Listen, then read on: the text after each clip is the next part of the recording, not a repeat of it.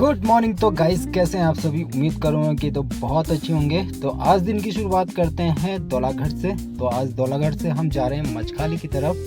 तो आप सभी के काफ़ी लोगों के यहाँ पे क्वेश्चन और कमेंट है कि यार गाइस की गाड़ी है। एक भाई ने जो मुझे कमेंट किया था कुछ दिन पहले कि सीटों के ऊपर कि भैया आपने जो सीटें वगैरह चेंज कराई थी तो कहाँ से कराई थी और आपका खर्चा कितना लगा था। तो मैंने आप लोगों को अपनी वीडियो में सभी बता दिया था जो कि आप लोगों ने कमेंट किए हुए थे। तो उस टॉपिक पे मैंने आप लोगों के लिए ऑलरेडी अपने चैनल पे मैंने वीडियो बना रखे हैं, तो आप वहाँ आके आप देख सकते हैं। तो सीटों के ऊपर सारी वीडियो हो गई थी गाइस कि इसका आज हिल्स पे हम चेक करने वाले इसका एवरेज के मामले में। तो ये हिल्स में एवरेज के मामले में गाड़ी कैसी है गाइस। अगर आप इसे प्लेन में ले रहे हो या हिल्स पे ले रहे हो ना, तो ये गाड़ी आपको कभी धोखा नहीं देगी। पहली बात तो ये है, इसका जो बूट स्पेस है नीचे से रोड से काफ़ी ऊपर है, जो कि है और गाड़ियों से काफ़ी नीचे है ना, ऊपर है क्योंकि और गाड़ियां हैं जो नीचे है इससे। और बाकी मैंने अभी तक देखी आर्टिका फार्टिका से, तो थोड़ी सी ऊंची ज़रूर गाड़ी है। और बाकी बूट स्पेस मान के चलो इस गाड़ी के अंदर सब कुछ बढ़िया है। और कहने का मतलब गाइस की है गाड़ी एकदम कंफर्टेबल है आपके लिए। अगर आप इसे टैक्सी पे अगर टैक्सी पे आप इसे चलाना चाहते हैं रूट पे टूर पे, तो उसके लिए गाड़ी सबसे बेस्ट होने वाली है क्योंकि बहुत ही अच्छा इसका एवरेज है। ये 15-16 का एवरेज आपको आराम से दे देती है प्लेन पे। तो आप इसे हिल्स पे चलाते हैं तो 13-14 का एवरेज आपको ये पहाड़ों पे भी दे देती है, जो कि है बहुत अच्छा। तो जो कि है इसका एसी के भी इसने किसी ने भाई ने बात की थी कि भैया इसका जो एसी है सबसे पीछे वाला, तो उसमें एसी काम वो नहीं है, तो इसका अलग से इसमें इंस्टॉल करवाना पड़ेगा। तो दोस्त ये है कि गाड़ी थोड़ी सी बड़ी है और यहाँ पे ये 9 सीटर गाड़ी है।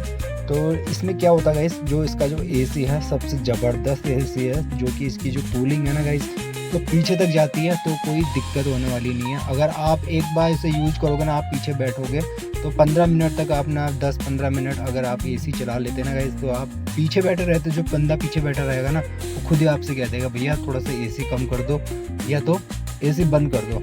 क्योंकि गाइस मैंने इसे खुद 1 साल से चला रहा हूँ, क्योंकि गर्मियों में जब मैं इसे टूर पे लेके गया था तो मुझे भी यहाँ पे शिकायत मेरे को सुनने में आ रहा था कि यार गाड़ी का एसी नहीं है, सबसे पीछे वाले के लिए बहुत ही दिक्कत है इस गाड़ी में।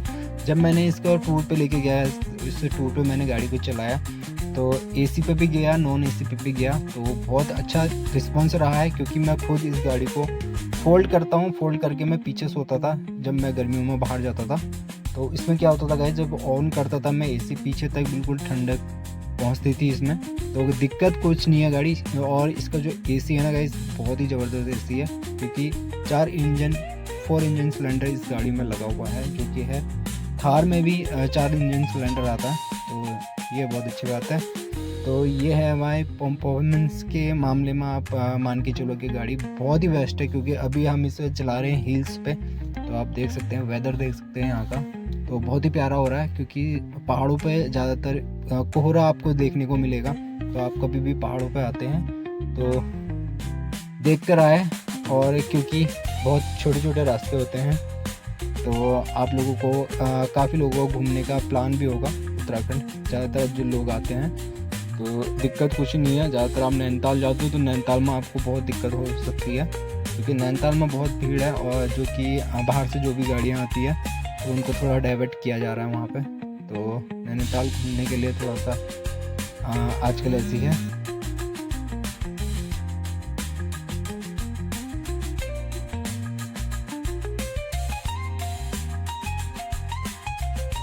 तो यहाँ अभी तक गाइस कि 1 साल हो गया है, तो 1 साल से यूज कर रहा हूँ, तो अभी तक मुझे कोई कमी इस गाड़ी में देखने को अभी नहीं मिली है।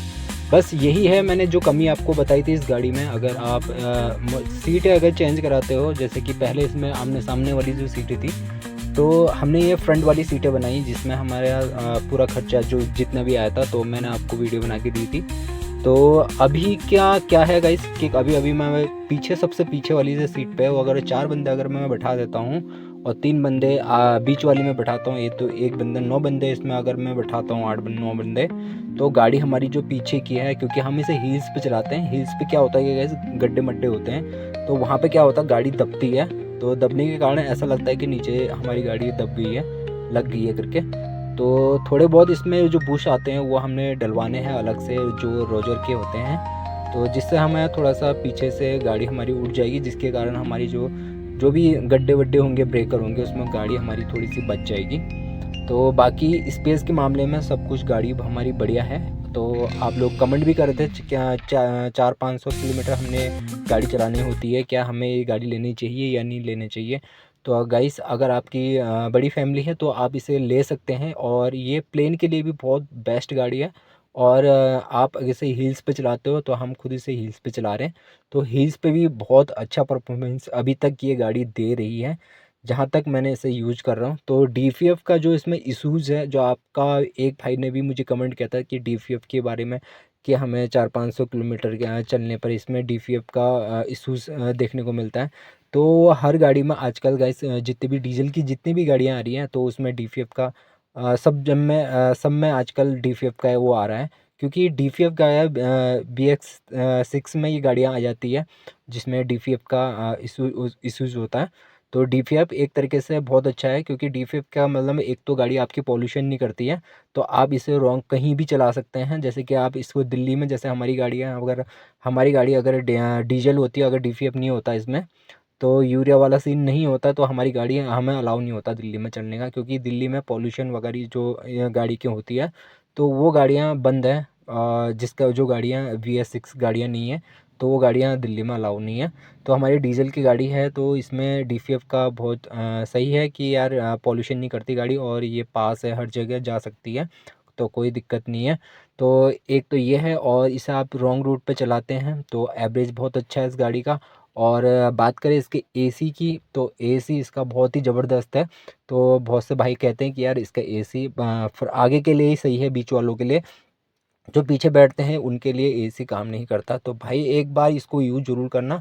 तो आप 15 मिनट AC चला के और पीछे बैठना, फिर आपको पता चलेगा कि इसका AC कितना ज़बरदस्त है और कितनी अच्छी इसकी कूलिंग है। तो मैंने इसे खुद यूज़ किया, और मैंने लगवाया भी नहीं है अभी तक अपनी गाड़ी में। तो अभी तक किसी ने मुझे अभी तक ऐसा नहीं कहा कि यार पीछे हवा नहीं आ रही है यार, AC थोड़ा बढ़ा दो, क्योंकि इसको मैं चलाता हूँ तो खुद मुझसे सवारियाँ खुद कहती है कस्टमर कि भैया AC अगर आपका ऑन है तो इसे कम कर दीजिए। तो मैंने कितने बार इसको यूज किया है, और आप लोगों को भी मैंने दिखाया है। तो गैस, वीडियो से बोलेरो से रिलेटिव मैं आप लोगों के लिए ऐसी ही वीडियो लेके आता रहता हूँ। तो अभी तक कोई भी सवाल या कोई भी डाउट हो गाड़ी के ऊपर, तो आप मुझे बता सकते हैं, कमेंट कर सकते हैं। मैं कोशिश करता हूँ उन टॉपिकों पे आप लोगों के लिए वीडियो लाने की। तो आज बहुत दिन हो गए थे कि ये ब्लॉग भी नहीं आ रहे थे, तो सोच रहा हूँ कि जल्दी जल्दी आप लोगों के साथ शेयर करूँ, क्योंकि टाइम बिल्कुल नहीं मिल पाता है आप लोगों के साथ। तो वीडियो मैं शेयर करूँ, तो कभी जब खाली टाइम होता है तो वीडियो शूट कर लेता हूँ। तो आजकल है दिवाली टाइम, तो पहले तो आपको सभी को दिवाली की सबको हार्दिक शुभकामनाएं। तो गाइस, कोई भी वीडियो चाहिए हो और किसी भी बारे में आपने पूछना हो, तो आप मुझे बता सकते हैं, कमेंट कर सकते हैं। तो चलते हैं फिर, और दिखाते हैं आपको आगे का सफ़र, और मिलेंगे फिर से एक नई वीडियो में। तब तक अपना ख्याल रखें। जय हिंद, जय भारत, जय उत्तराखंड।